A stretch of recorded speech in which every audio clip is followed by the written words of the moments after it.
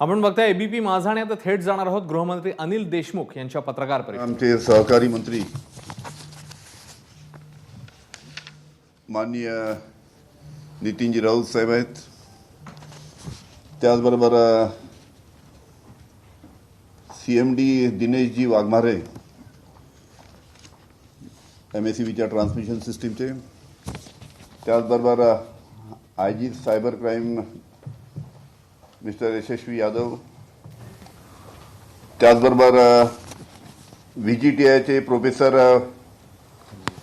माननीय फारूक काझी हे in-charge electrical डिपार्टमेंटचे आहेत, त्याचबरोबर जी कन्सल्टंट कंपनी आहे ENY त्याचे सुद्धा सहकारी आजच्या या पत्रकार परिषदेला उपस्थित आहेत। प्रामुख्याने आपल्याला माहित आहे की आज न्यूयॉर्क टाइम्समध्ये बातमी आली, त्याच्या पहिले काल एक recorded future network analysis company, ही जी कंपनी आहे अमेरिकेची, त्यांनी सुद्धा एक आपला रिपोर्ट जाहीर केला। त्या रिपोर्टमध्ये त्यांनी शक्यता जी वर्तवली आहे त्यांच्या रिपोर्टमध्ये, recorded future network analysis company America, त्यांनी जो जे फाइंडिंग आहे त्यांचं, त्याच्यामध्ये त्यांनी म्हटलं आहे की मुंबईच्या इलेक्ट्रिकल इन्फ्रास्ट्रक्चरमध्ये जे मॉलवेअर मधल्या काळामध्ये इंट्रोड्यूस करण्याचा प्रयास त्या निमित्तानं झालेला आहे, अशा पद्धतीचं फाइंडिंग त्यांनी 28 फेब्रुवारीला म्हणजे काल त्यांनी आपलं दिलं। त्याच्यानंतर आजच्या न्यूयॉर्क टाइम्समध्ये आणि आजच्याच वॉल स्ट्रीट जर्नलमध्ये सुद्धा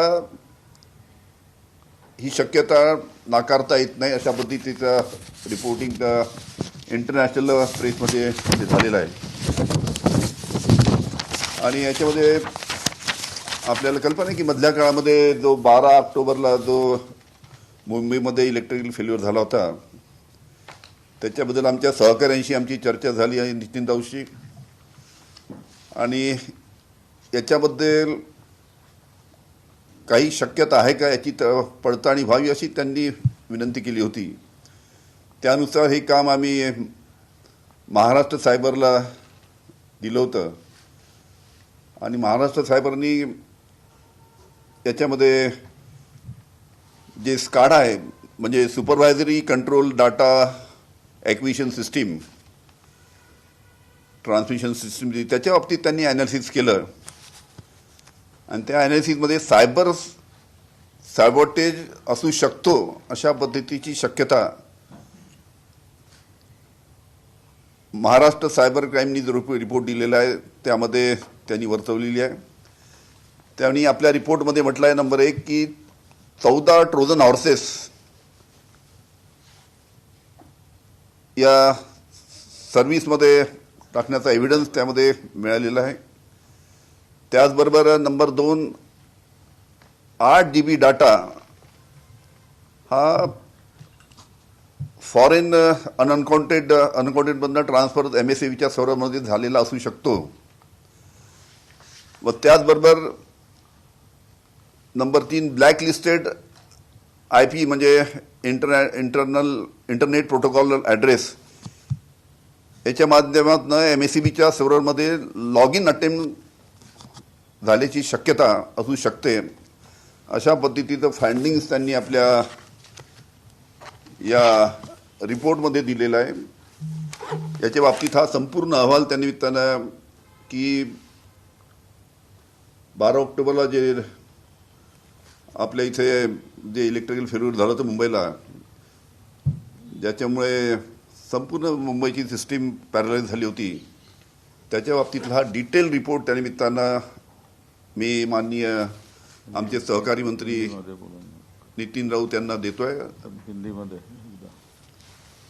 हिंदीमध्ये बोलू का?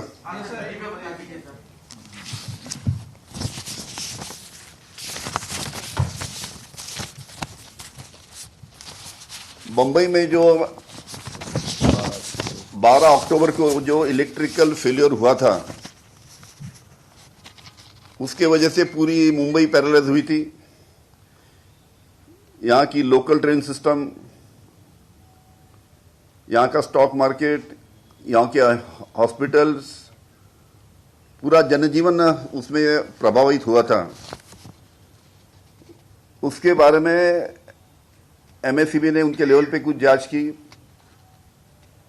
और इसमें क्या हो सकता है, इसकी आगे जांच होना चाहिए करके उन्होंने आईजी साइबर क्राइम को एक काम दिया था।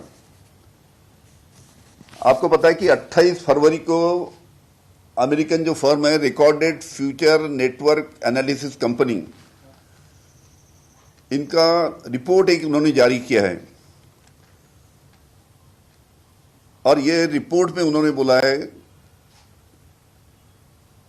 ये रिपोर्ट में उनका कहना है कि शायद चाइना ने मुंबई के इलेक्ट्रिकल इंफ्रास्ट्रक्चर में मॉलवेयर को इंट्रोड्यूस किया हो। मॉलवेयर मीन वायरस को इंट्रोड्यूस किया हो। इस प्रकार का प्रयास दिखता है। इस प्रकार का finding recorded future network analysis company America ने अपने फाइंडिंग्स दिए थे। उसी फाइंडिंग को आज के न्यूयॉर्क टाइम्स ने और वॉल स्ट्रीट जर्नल ने भी इसके बारे में उसको जो एंडोर्स किया है। और महाराष्ट्र साइबर क्राइम ने जो एक्सपर्ट है, बीजीटीआई के एक्सपर्ट्स है, इलेक्ट्रिकल डिपार्टमेंट के या बाकी सभी लोगों ने इकट्ठा मिलकर जो जांच की है, और खास करके जो स्काडा है, SCADA system, that is supervisory control data acquisition system जो एमएससीबी की है, उसका जो एनालिसिस किया, उसमें कुछ साइबर सैबोटेज हो सकते हैं, ऐसे कुछ एविडेंस की बातें उसमें सामने आई है। उसमें नंबर 1 कि 14 ट्रोजन हॉर्सेस मॉलवेयर सर्वर में डाले गए क्या या डाले जा सकते। उसी प्रकार 8 GB का डाटा अनअकाउंटेड फॉरेन सर्वर से वहां पे एमएससीबी के सर्वर में ट्रांसफर हो सकता है या शायद हुआ होगा। इस प्रकार की भी आकांक्षा उन्होंने अपनी रिपोर्ट में दी है। और तीसरा, सेवरल ब्लैकलिस्टेड आईपी कंपनीज या रेटिंग एजेंसीज,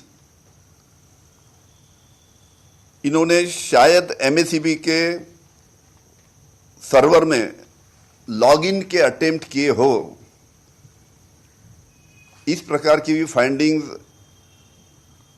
जो साइबर क्राइम डिपार्टमेंट और जो इलेक्ट्रिकल डिपार्टमेंट के एक्सपर्ट्स और ENY ये जो कंपनीज है, इनके जो फाइंडिंग्स है, इसके ऊपर से ऐसा लगता है कि शायद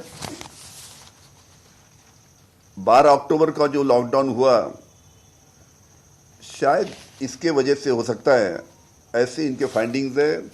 इसके आप पूरा रिपोर्ट साइबर क्राइम ने दिया है और ये पूरा रिपोर्ट हम हमारे सहकारी मंत्री माननीय नितिन जी राउत इनको सौंप रहे हैं, ताकि आगे गए इसमें और ज़्यादा से ज़्यादा किस प्रकार से इंक्वायरी हो सकती है, इसके बारे में जरूर हमारे सहकारी मंत्री काम करेंगे।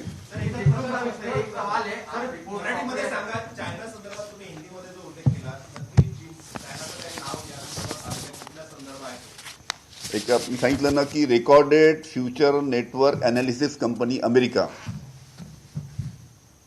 ही नोन कंपनी अमेरिकेची, त्यांनी असं म्हटलंय त्यांच्या रिपोर्टमध्ये की बहुतेक चायनानी मुंबईच्या इलेक्ट्रिकल इन्फ्रास्ट्रक्चरमध्ये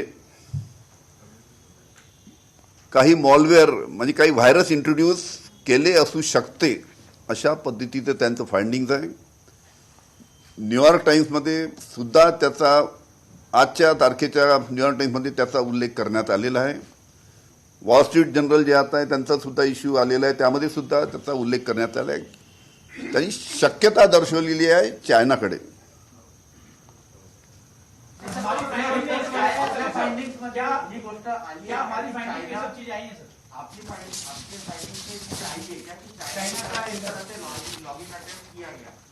हमारे फाइंडिंग में जो चीज़ें आई है उसमें कुछ फॉरेन कंपनी ने इस प्रकार की चीज़ें करने का अटेम्प्ट किया है. अब कौन सी एक किसने किया है अभी और उसकी आगे जांच हम करेंगे. उसकी आज जो हमारी एक्सपर्ट टीम है उसके ऊपर काम कर रही है.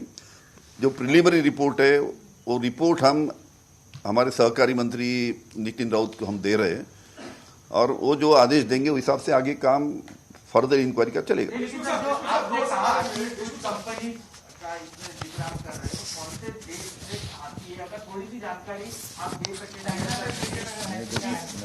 मैं कैसा है, मैंने सिर्फ न्यूयॉर्क टाइम का रेफरेंस दिया है. मैंने recorded future network analyst company America का मैं रेफरेंस दिया है. उन्होंने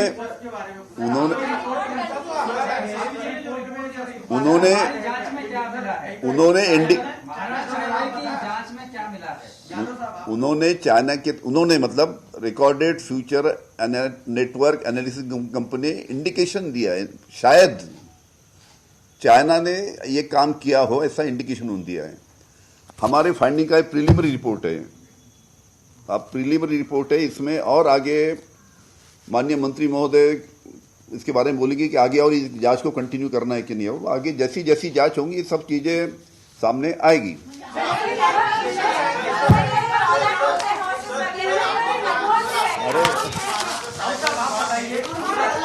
एक मिनट रिपोर्ट देऊ द्या मला. रिपोर्ट ऑफिशियली देऊ द्या.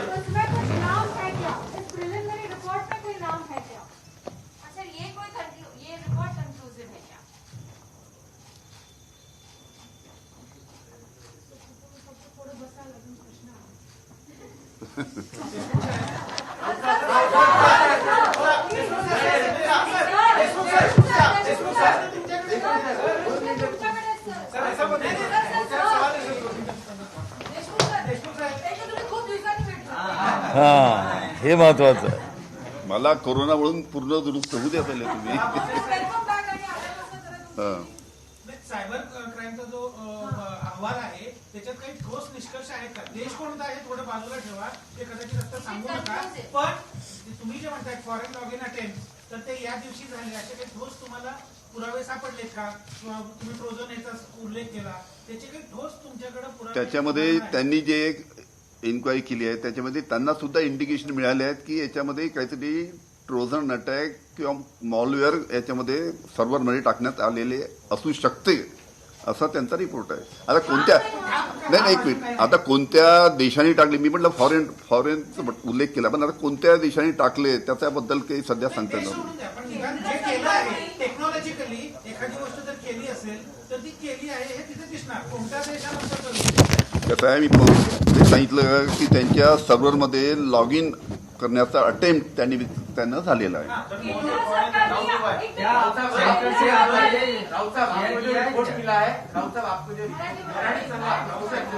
तुम्हाला जो रिपोर्ट मिळाला आहे त्या रिपोर्टमध्ये काय आढळलेलं आहे आणि तुम्ही सुद्धा या प्रकरणात जाऊन पाहणी केली होती, आपल्या अधिकाऱ्यांची चर्चा केली होती.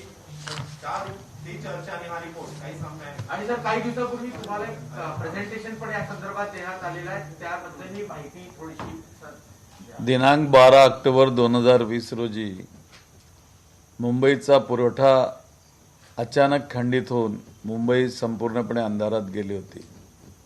कळवा पडगे सर्किट 400 kV या लाईनवर कंडक्टर तुटून ब्रेकडाऊन झालं. त्याचवेळी खारघर येथील 400 kV लाईनवर लोड येऊन मुंबईचे आयलँडिंग कोसळले होते व संपूर्ण मुंबईचे जीवनमान काही तासात बंद पडले होते. ही घटना अत्यंत महत्त्वपूर्ण होती व राज्य सरकारने याची गंभीरपणे नोंद घेतलेली होती. MSC, MERC, MSCTCL, NTPC आणि सेंट्रल इलेक्ट्रिसिटी अथॉरिटी यांच्याकडून संपूर्ण स्वतंत्रपणे चौकशीची कारवाई सुरू केलेली गेली होती. त्याचबरोबर या संपूर्ण प्रकरणामध्ये कुठंतरी घातपाताचा संशय व्यक्त करण्यात आला होता माझ्याकडून, आणि ते मी तुम्हाला सांगितलेलं होतं. आणि त्या दृष्टिकोनातनं मी माननीय गृहमंत्री महोदयांना विनंती केली होती की आपल्या सायबर सेलकडनं आम्हाला याची चौकशी करणं अत्यंत आवश्यक आहे. त्याची रिपोर्ट आता मला या ठिकाणी सादर करण्यात आलेली आहे. रिपोर्ट संपूर्णपणे वाचल्यानंतरच त्याचं एनालिसिस या ठिकाणी केलं जाऊ शकतं आणि त्यावर पुढचं सांगण्यात येईल. आणि जो रिपोर्ट त्यांनी स्पष्ट म्हटलेला आहे की अटेम्प्ट झाले असेल पण काही डेटा ट्रान्सफर किंवा डेटा ब्रीच झालेला नाही. केंद्र सरकारची आणि MERCची आणि राज्य सरकारच्या तिन्ही रिपोर्ट्स आता माझ्याकडे आलेले आहेत. त्यातली कुठलीही माहिती बाहेर नाही आहे आणि ती माहिती संपूर्ण आता अधिवेशन सुरू असल्या कारणानं मी अधिवेशनातच ते स्पष्टपणे सांगू शकेन, इथं बोलू शकणार नाही.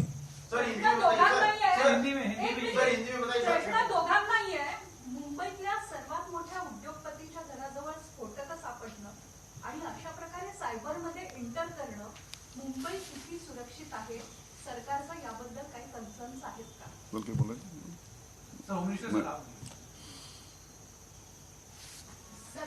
चला, धन्यवाद.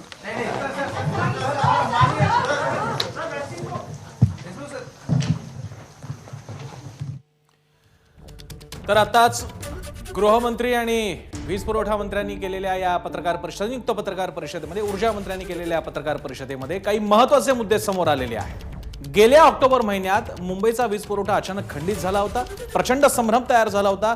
त्यामागे परदेशी शक्तीचा हात असू शकतो आणि अमेरिकेतल्या काही वृत्तमाध्यमांच्या अहवालानुसार तो चीनचा हात असू शकतो, असे काही दावे पुढे आलेले आहेत, ज्याला आपण म्हणूयात एन्डॉर्स केलेला आहे किंवा ज्याच्यावरती बोट ठेवलेलं आहे आपल्या गृहमंत्र्यांनी आणि ऊर्जा मंत्र्यांनी. आणि या ब्लॅकआउट चौकशीचा अहवाल आता सरकारकडे सादर करण्यात आलेला आहे. यावरती सरकारच्या अखत्यारीत, केंद्र आणि राज्य सरकारच्या अखत्यारीत ऊर्जा क्षेत्राशी संबंधित सर्व खाती एकत्रितरित्या विचार करणार आहेत.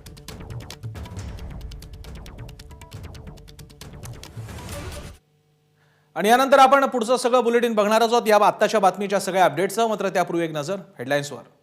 Headlines brought to you by Suhana Masale. सर्वांसाठी चवीसाठी फक्त सुहाना मसाले.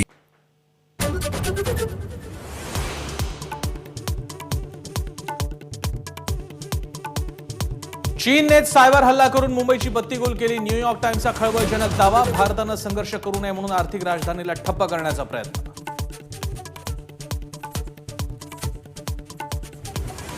पंतप्रधान मोदींनी घेतला कोवॅक्सिनचा पहिला डोस. न घाबरता लस घेण्याचं आवाहन. शरद पवारांनाही कोविशिल्डचा डोस.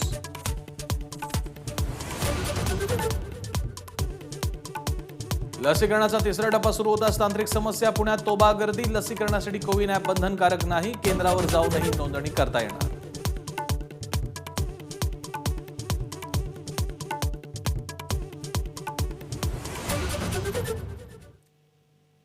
आणि आता बातम्या सविस्तर. देशाची आर्थिक राजधानी, महाराष्ट्राची राजधानी असलेल्या मुंबईत मागील वर्षी 12 ऑक्टोबरला अचानक वीज पुरवठा खंडित झाला होता. संपूर्ण मुंबई ठप्प झाली होती. कारभार ठप्प झाला होता. आणि यामागचं तांत्रिक कारण नेमकं स्पष्ट होत नसतानाच तेव्हा ऊर्जा मंत्र्यांनी सूचित केलं होतं की यामागे कुठला तरी घातपात असू शकतो. आणि त्याच दृष्टीने एक नवीन माहिती पुढे येते. चीनने सायबर हल्ला करत हा वीज पुरवठा खंडित केल्याचा दावा अमेरिकेतल्या न्यूयॉर्क टाइम्समध्ये छापलेल्या एका रिपोर्टमध्ये करण्यात आलाय. मागील वर्षी गलवान खोऱ्यात भारतीय सेनेकडून मात खाल्ल्यानंतर चीननं संपूर्ण भारतात ब्लॅकआउट करण्याची तयारी केली होती. त्याचाच एक भाग म्हणून सायबर हल्ला करत त्यांनी मुंबईतील ही बत्ती गोल केल्याचं म्हटलंय. गृहमंत्री अनिल देशमुख यांनी या प्रकरणात पत्रकार परिषद घेतली. न्यूयॉर्क टाइम्सच्या अहवालाचा त्यांनी हवाला देत मुख्य देशमुखांनी मुंबईतल्या या ब्लॅकआउट मागे, बत्ती गोल मागे चीनचा हात असल्याचं म्हटलंय.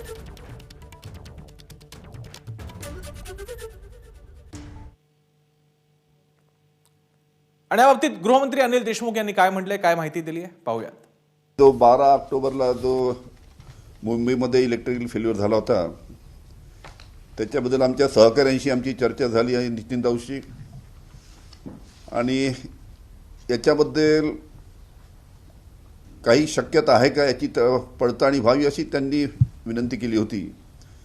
त्यानुसार हे काम आम्ही महाराष्ट्र सायबरला दिलं होतं आणि महाराष्ट्र सायबरनी याच्यामध्ये जे स्काडा आहे म्हणजे supervisory control data acquisition system transmission system त्याच्या बाबतीत त्यांनी ॲनालिसिस केलं आणि त्या ॲनालिसिसमध्ये सायबॉटेज असू शकतो अशा पद्धतीची शक्यता महाराष्ट्र सायबर क्राईमनी जो रिपोर्ट दिलेला आहे त्यामध्ये त्यांनी वर्तवलेली आहे. Recorded future network analysis company America ही नोन कंपनी अमेरिकेची, त्यांनी असं म्हटलं आहे त्यांच्या रिपोर्टमध्ये की बहुतेक चायनानी मुंबईच्या इलेक्ट्रिकल इन्फ्रास्ट्रक्चरमध्ये काही मॉलवेअर म्हणजे काही व्हायरस इंट्रोड्यूस केले असू शकते अशा पद्धतीचं त्यांचं फाइंडिंग्ज आहे. न्यूयॉर्क टाइम्समध्ये सुद्धा त्याचा आजच्या तारखेच्या न्यूयॉर्क टाइम्समध्ये त्याचा उल्लेख करण्यात आलेला आहे. वॉल स्ट्रीट जर्नल जे आता आहे त्यांचा सुद्धा इश्यू आलेला आहे, त्यामध्ये सुद्धा त्याचा उल्लेख करण्यात आला आहे. त्यांनी शक्यता दर्शवलेली आहे चायनाकडे. आणि ज्या गोष्टीमुळे हा सगळा हाहाकार माजला होता त्या 12 ऑक्टोबरच्या बत्तीगुलमुळे मुंबईतल्या कोणकोणत्या भागात वीज गायब होती पाहूयात. दादर, लालबाग, परळ,